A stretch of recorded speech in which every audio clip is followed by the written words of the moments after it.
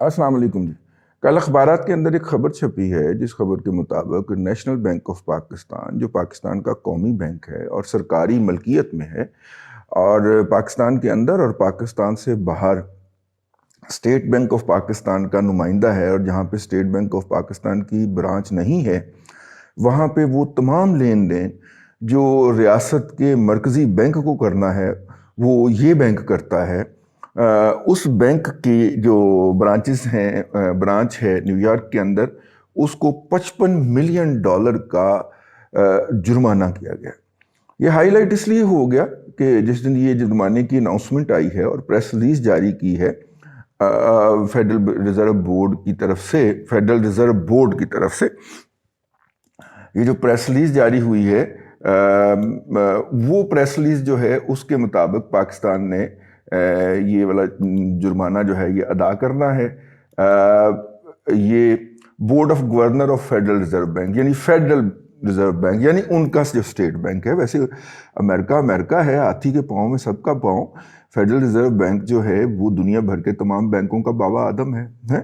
تو اس لیے انہوں نے ایک پریس ریلیز جاری کیا اور انہوں نے کہا ہے کہ 2 وجوہات کی بنیاد کے اوپر ہم نے ان کو جرمانہ کیا ہے، اور وہ وجوہات کیا ہیں؟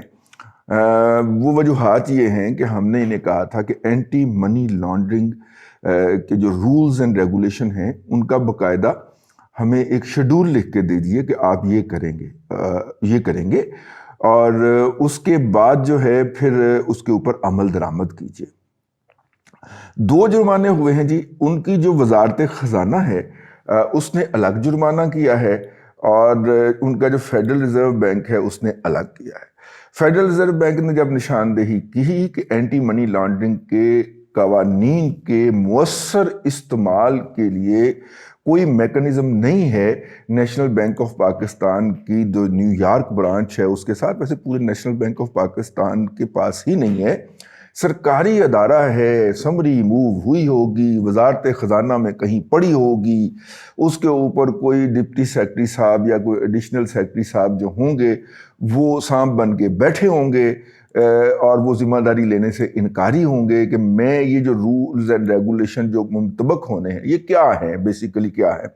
میں آپ کو یہ کیا ہوا ہوگا، ہم ایسے اس کو زیوم کر لیتے ہیں۔ میں آپ کو اپنی ذات کے اوپر گزرنے والی ایک رودات سنانا چاہ رہا ہوں۔ ایک 6-7 ماہ پہلے کی بات ہے، مجھے لینڈ لائن سے کالز آنا شروع ہو گئیں۔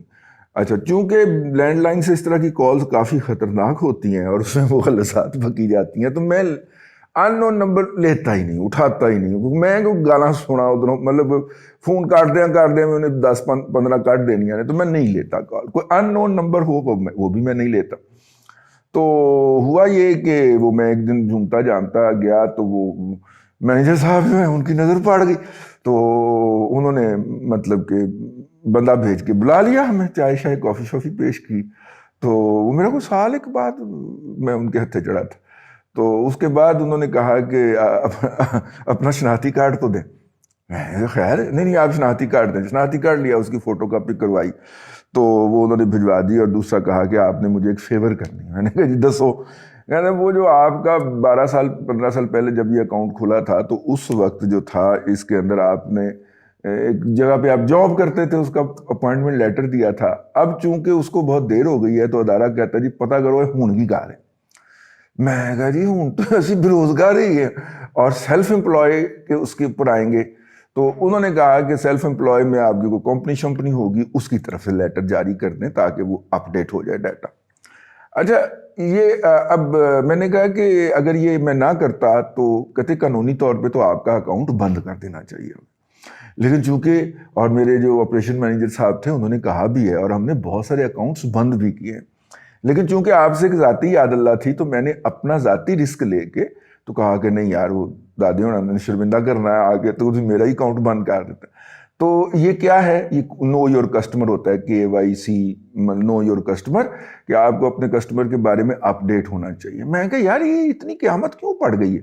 انہوں نے کہا جی اتنی قیامت اس لیے پڑ گئی ہے کہ FATF کے تحت جو ہم نے اقدامات جو ہیں عالمی برادری سے کے سامنے مانے ہیں ان کا اطلاق کر رہی ہے فیڈرل گورنمنٹ خاص طور پہ، اور اسٹیٹ بینک آف پاکستان. عمومی طور پہ تو اسٹیٹ بینک آف پاکستان کہتا ہے جی اپنے ہر کسٹمر کا ڈیٹا پورا کریں.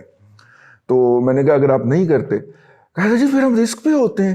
اگر اسٹیٹ بینک آف پاکستان کا کوئی آڈٹ پڑ گیا ہمیں اور اس نے پوائنٹ آؤٹ کر دیا کہ جناب بندہ اس کا تو پورا ہی نہیں ہے, پورا ڈیٹا ہی پورا نہیں ہے, تو آپ کیسے اس کا اکاؤنٹ پے کری جا رہے ہیں, تو کہتے پھر آپ کا اکاؤنٹ نہ صرف کہ بند ہوگا ادھر سے, بلکہ آپ جو ہیں ہم بھی تو نہیں رہیں گے. ہو سکتا ہے ہمارا ٹرانسفر ہو جائے, ہو سکتا ہے ہم پروموشن رک جائے, ہو سکتا ہے ہم سسپینشن میں آ جائیں.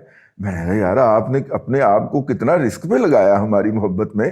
لیکن یہ اب بینکر کے پاس کیا آپشن ہوتا ہے؟ بینکر کے پاس آپشن یہ رہ جاتا ہے کہ یا تو اپنا کسٹمر لوز کرے, ٹھیک ہے, اور جس کو اس نے بڑی محنت سے گھیر گھار کے بینک کے اندر لایا تھا مختلف ہیلوں بہانوں سے, یا وہ کسٹمر لوز کرے, ورنہ پھر اس کے پیچھے منتیں کریں, یہی کرے, اپنی نوکری سٹیک پہ لگائے یا اپنی پروموشن سٹیک پہ لگائے اور یوں یہ کرتا رہے. اب میں یہ ازیوم کرتا ہوں کہ اسی طرح کا ہی عمل ہوا ہوگا نیشنل بینک آف پاکستان کی نیو یارک برانچ کے اندر, کہ وہاں پہ اب منی لانڈرنگ کا الزام کب لگتا ہے کہ جب کسٹمر کی ادھوری انفارمیشن بینک کے ڈیٹے میں پڑی ہوں گی, تو وہاں کا جو ریزرو بینک ہوگا یا وہاں کا جو اسٹیٹ بینک ہوگا وہ آ جائے گا جو چموٹا پکڑ کے اور پالے گا لمحے کہ کیے گئے, بندہ مشکوک بھی ہو سکتا ہے, یہ انلیگل پیسے بھی لا سکتا ہے, اس لیے پہلے اس کا ڈیٹا پورا کرو, اس کے ڈاکومنٹ پورے کرو, دیکھو, تصدیق کرو, اور تصدیق کے بعد پھر اس کو بینکنگ آپریشن کی اجازت دیں. اب یہ ایک تو یہ ہو گیا کہ سختی بڑھ گئی. اب دوسری طرف آ جائیں, جب آپ سمپل 14 سالہ گریجویٹ کو واٹس ایپ کے اوپر انٹرویو کر کے اس کی اپوائنٹمنٹ کا اعلان کر دیں گے چیئرمین کا, تو نہ اس کا بینکر کا ویژن ہے, نہ اس نے بینکنگ میں کہیں کام کیا ہوا ہے, ٹھیک ہے, کسی مطلب جو ہے وہ پیرلل بینکنگ جس کو ہم کہہ دیتے ہیں, فائنانشل سیکٹر میں بڑے کام کیا ہو لیکن بینکنگ میں کام نہیں کیا ہوا, تو وہ اس کی جو کمپیوٹرائزیشن ہے اور اس کی جو نو یور کسٹمر, اور وہ سارا تو تبھی ہوگا نا جب اس کی سینٹرل کمپیوٹرائزیشن ہوگی. تو ہمارا نیشنل بینک جو ہے وہ ابھی تک کمپیوٹرائز نہیں ہو پایا, اور اس کی آپ 100 وجوہات کہہ سکتے ہیں کہ وہاں کے اوپر وہاں پہ کچھ بھی ہو سکتا ہے. اب اس میں بہت سارے مطلب وہاں پہ یونین بیٹھی ہوئی ہے امپلائیز کی, کیونکہ جب آپ کمپیوٹرائزیشن کریں گے تو بہت سارے امپلائیز جو ہیں وہ ابینڈنڈ ہو جائیں گے. اچھا, جب آپ اسے مینول رکھتے ہیں تو آپ کو بہت زیادہ ملازم چاہیے ہوتے ہیں, تو حکومت کو موقع ملتا ہے نا کہ وہ پھر تب اپنے سفارشی بندے جو ہیں اس کے اندر بھر دے, اپنے سیاسی کارکنوں کو بھر دے, جس کی ایک تاریخ پاکستان کے اندر بہرحال موجود ہے. اور پیپلز پارٹی اس کے مطلب کہ ٹاپ کے اوپر, K2 کے اوپر بیٹھی ہوئی ہے پیپلز پارٹی. تو اگر آپ سسٹم کو ایفیشینٹ بنائیں گے تو لوگ, افراد کی ضرورت کم ہوتی جائے گی, امپلائیز کم ہوتے جائیں گے, اور پھر اس کے نتیجے میں یہ ہو جائے گا. اب جب یہ خبر پھیلی تو 2 چیزیں پھیلائی گئی, 2 چیزیں بتائی گئیں. ایک تو یہ کہ امریکہ نے پاکستان کو سزا دی ہے کیونکہ پاکستان کے پرائم منسٹر صاحب جو ہیں وہ رشیا کے دورے پہ گئے ہیں. اس کے اوپر میں ایک الگ ولاگ کرنے لگا ہوں, لیکن میرا خیال ہے کہ یہ بینکوں کے جو معاملات ہوتے ہیں کوئی یہ اوور نائٹ نہیں ہوتے. یہ اس کے لیے 6 مہینے کی, سال کی آپس میں کورسپونڈنس ہوتی ہے, کنسلٹیشن ہوتی ہے, اور پھر جب آپ اس کے اوپر ڈیفالٹ کرتے ہیں تو پھر اس کے نتیجے میں ایسی حرکات ہوتی ہیں. دوسری کہا جا رہا ہے کہ یہ جو منی لانڈرنگ وغیرہ یہ جو الزامات لگے ہیں, بنیادی طور پہ پاپا جان پیزے کے لیے اس بینک کے ذریعے سے پیسے امریکہ ٹرانسفر ہوئے تھے. میرا خیال یہ ہے کہ اگر پاپا جان پیزے کے پیسے اتنے ہی برے اور پلیت اور گھٹیا اور پولیوٹڈ ہیں اور کرپشن کے پیسے ہیں, تو سب سے پہلے تو امریکہ بہادر ان اداروں کی خبر لینا جو اس کی اکانومی کے اندر سیٹ اپ ہوئے ہیں جا کے, اور ان فرینچائزز کی خبر لیتا جو وہاں پہ بنے ہیں, اور بتاتا کہ جناب یہ منی لانڈرنگ اور انلیگل پیسے جو ہیں ان کے ذریعے یہ سارا سسٹم ہوا ہے. امریکہ بہادر نے کوئی ایسا ایکشن تو لیا نہیں, مجھے نہیں یاد پڑتا یا میں نے نہیں دیکھا کہ وہاں پہ باجکو لمیٹڈ کے جتنے بھی فرینچائز پاپا جان نے دے رکھے ہیں ان کے کوئی اکاؤنٹ جا کے سیل کیے ہوں فیڈرل ریزرو بینک کی کسی ٹیم نے, یا ان کے کسی آفیشل کو طلب کر کے پوچھا ہو کہ ہاں پیسے کتوں آئے نے, ٹھیک ہے تھوڑے کول پیسے کتنے آئے نے. ظاہر ہے امریکہ کے حوالے سے تو ان کے پاس ڈاکومنٹ پورے ہوں گے نا, یا کوئی محب وطن جا کے امریکہ کی عدالت کے اندر یہ مقدمہ داخل کرے کہ بھائین انہوں نے اس طریقے سے جناب غیر قانونی کام کیا ہے، یا ریاست پاکستان اس کے خلاف فریق بنے جا کے وہاں کے کہ بھائین 2004 تو لے کے 2008 تک انہوں نے انی پائی ہوئی سی تے ایتھوں پیسے لٹ کے لے کے، مطلب کوئی بھی ہو سکتا ہے نا، کچھ بھی ہو سکتا ہے، کوئی جا کے کرے۔ اور ظاہر ہے کہ کسی بھی فرد ادارے کے پاس، انڈیویجول فرد کی بات کر رہا ہوں یا انڈیویجول ادارے کی بات کر رہا ہوں، کیا ان کی اس ڈیٹے تک رسائی ہو سکتی ہے؟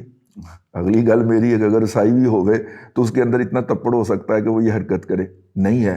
جب امریکہ کو کوئی اعتراض نہیں ہے اس پیسے کے اوپر، اور پاکستان کے اندر کسی کا اتنا تپڑ نہیں ہے کہ وہ اپنے الزام کے سپورٹ کے اندر ڈاکومنٹ لائے، تو پھر یہ بات جو ہے یہ پولیٹیکل پوائنٹ سکورنگ کے لیے تو ہو سکتی ہے، لیکن آپ کورٹ آف لاء کے اندر جا کے اس کو ثابت نہیں کر سکتے۔ لیکن پاکستان کے اندر پولیٹیکل پوائنٹ سکورنگ چلتی ہے، جس کے تحت جو ہے وہ نواز شریف کرپٹ ہوتا ہے اور عمران خان جو ہے وہ صادق اور نعوذ باللہ من ذالک نقل کفر نباشد صادق اور امین ہوتا ہے، حالانکہ صادق اور امین دنیا کے اندر ایک ہی ذات ہے۔ اس کی لعنت پڑھنی ہے ثاقب نثار کے اوپر، نہ ٹھگنے کے اوپر اس کی لعنت پڑھنی ہے۔ یہ جو اس نے اتنی پاک اور صاف جو ٹرمز ہیں، جو اصطلاحات ہیں، ان کو ابیوز کیا ہے نا اس گھٹیا شخص نے، اس کی لعنت پڑھنی ہے اس کے اوپر۔ ٹھیک ہو گیا؟ اب جناب یہ ایک ہے جو اس وقت مستعمل ہے۔ میرا خیال یہ ہے کہ پاکستان کی بیشنگ، ریاست پاکستان کی بیشنگ اور جو ہے وہ حکومت کے اوپر تنقید، ان دونوں کے درمیان فرق رکھا جانا چاہیے۔ نیشنل بینک آف پاکستان ہمارا ادارہ ہے، آپ کا ادارہ ہے، اس کی اگر ایسی پھرتی ہے تو آپ کا اور میرا نقصان ہوتا ہے۔ حکومت کی بادمالیاں جو ہے اس کے اوپر کھل کے تنقید کریں، لیکن اس میں فرق رکھا جائے کہ یہ پاکستان کو نقصان تو نہیں ہو رہا کہیں، اور مجھے تو نقصان نہیں پہنچ رہا، کم از کم اپنے آئندہ نسلوں کا ہی تھوڑا سا دھیان کر لیا کرے۔ اب تک کے لیے اتنا ہی، اگلے ولاگ میں آپ سے ملاقات ہوتی ہے۔ اللہ تبارک و تعالیٰ آپ کو آسانیاں عطا کرے اور آسانیاں خلق خدا میں تقسیم کرنے کی توفیق عطا کرے۔